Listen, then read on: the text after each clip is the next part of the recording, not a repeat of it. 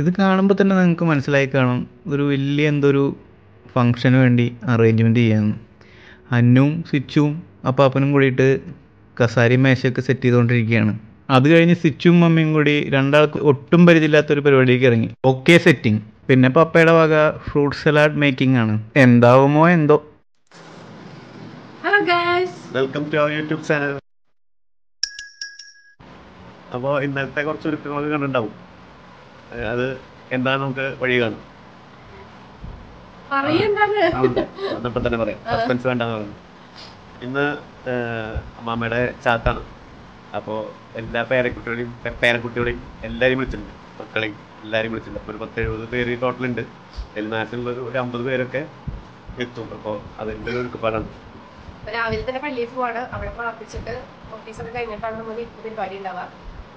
അപ്പോൾ നമ്മൾ പള്ളിക്ക് പോകാൻ ഒരുങ്ങി കഴിഞ്ഞു ഇറങ്ങാൻ നിൽക്കുകയാണ്.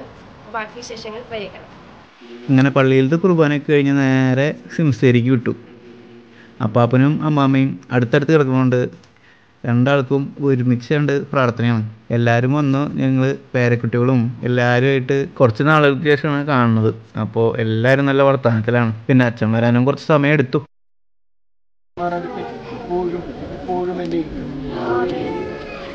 പള്ളിയിലത്തെ ഫംഗ്ഷനൊക്കെ കഴിഞ്ഞ് വീട്ടിൽ വന്നതും ആൻറ്റിയുടെ ബർത്ത്ഡേ സെലിബ്രേഷനാണ് നടത്തി.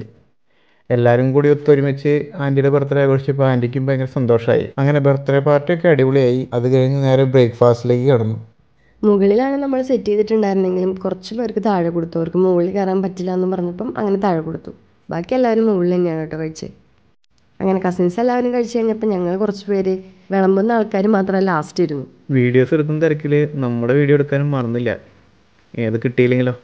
അത് കഴിഞ്ഞ് ഞങ്ങൾ റീൽസ് എടുക്കാനുള്ള ഒരുക്കത്തിലാണ് കേട്ടോ. ഞങ്ങളുടെ ഒരുക്കം കണ്ടപ്പോൾ അകത്തുനിന്ന് ഒരു മിററൊക്കെ എടുത്തുകൊണ്ട് വന്നു കേട്ടോ. അങ്ങനെ റീൽസൊക്കെ എടുത്തു. ഇനി ഞങ്ങൾ മരുമക്കളുടെ ഒരു സെൽഫിയാണ് കേട്ടോ. ഞങ്ങൾ മരുമക്കളൊക്കെ നല്ല അടിപൊളി വൈബാണ് കേട്ടോ. പിന്നെ ഒരാളും കൂടി ഉണ്ടായിരുന്നു. ആളെ ഞങ്ങൾ മിസ് ചെയ്തു.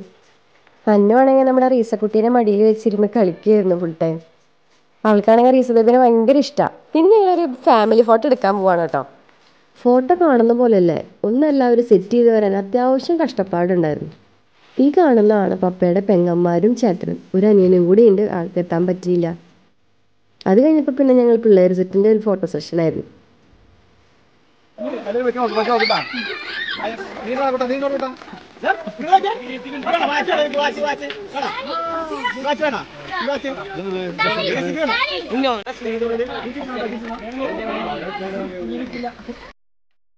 പിന്നെ ഒരു കേക്ക് കട്ടിങ് ആയിരുന്നു കേട്ടോ. ആ മാസം ബർത്ത്ഡേ ഉള്ള എല്ലാവരും ഒരുമിച്ചൊരു കേക്ക് കട്ട് ചെയ്തു. 8 പേരുണ്ടായിരുന്നു ആ മാസം ബർത്ത്ഡേ ആഘോഷിക്കുന്നവർ. അത് കഴിഞ്ഞ് നേരെ ലഞ്ച് പരിപാടിക്ക് പോയിട്ടോ. ഈ വീഡിയോ കാണുമ്പോൾ നിങ്ങൾ വിചാരിക്കും ഞങ്ങൾ തന്നെയാണ് ഫസ്റ്റ് ഇരുന്നതെന്ന്. പക്ഷെ അതല്ല, വീഡിയോ എടുക്കാൻ വിട്ടുപോയി. അതുകൊണ്ട് ഞങ്ങളാണ് ലാസ്റ്റ് ഇരുന്നത്. പിന്നെ ലാസ്റ്റ് ആണെങ്കിൽ പപ്പയുടെ സ്പെഷ്യൽ ഫ്രൂട്ട് സലാഡും ഐസ്ക്രീം ആയിരുന്നു കേട്ടോ. അതെല്ലാവർക്കും ഇഷ്ടപ്പെട്ടായിരുന്നു. ഫ്രൂട്ട് സലാഡൊക്കെ കഴിച്ച് ചില്ല് ചെയ്ത് കഴിഞ്ഞ് ഞങ്ങൾ വീണ്ടും ഒരു റീൽസിന് ഇറങ്ങിട്ടോ. ഇവരുടെ ഈ ചാട്ട കണ്ട് ചിരിച്ചൊരു വഴിയായിട്ടോ. അതൊക്കെ കഴിഞ്ഞ് പിന്നെ ഞങ്ങൾ ചായ സെക്ഷനിലെത്തി. ചായ കുടിച്ചിട്ടാണല്ലോ നമ്മൾ പിരിയാറ്. അങ്ങനെ ചായയൊക്കെ കുടിച്ചു. പിന്നെ എല്ലാവരും വർത്താനൊക്കെ പറഞ്ഞു എൻജോയ് ചെയ്തു കേട്ടോ. ഇത്രയും നേരം ഭയങ്കര സന്തോഷമായിരുന്നു. പക്ഷെ ഇനിയുള്ള ടൈം അത്ര സന്തോഷമില്ല. കാരണം വേറെ ഒന്നുമല്ല, ഇതാ ഓരോരുത്തരായിട്ട് പൊയ്ക്കൊണ്ടിരിക്കുകയാണ്. അത് കാണുമ്പോൾ ചെറിയൊരു സങ്കടം.